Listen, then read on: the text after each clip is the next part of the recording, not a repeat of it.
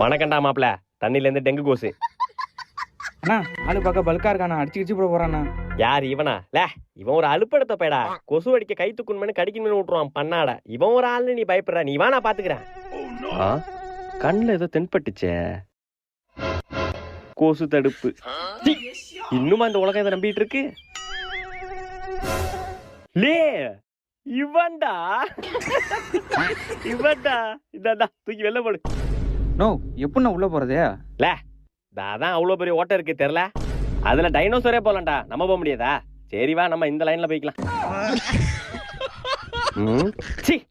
என்னடா சப்புன்னு இருக்கு? ஆமாண்ணா. வேஸ்ட்ராமா, வாடா வேற ஆள பக்கம். லே ஏன் நிக்கிற? வா அங்க போவோம். நோ, அங்க பாருண்ணா.